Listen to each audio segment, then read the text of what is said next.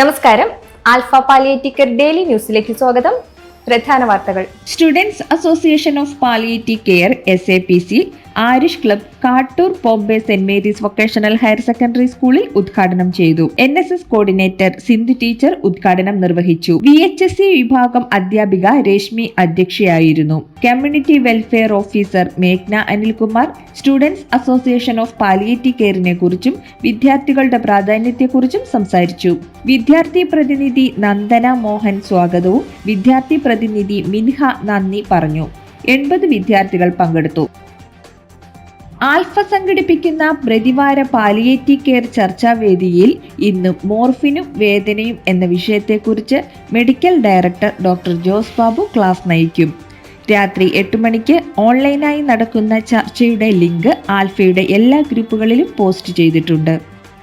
Alpha Chalakudy സെന്ററിന്റെ executive committee യോഗം നാളെ ഉച്ചകഴിഞ്ഞ് 3:30 സെന്ററിൽ ചേരുമെന്ന് സെക്രട്ടറി ഉഷാദേവി അറിയിച്ചു.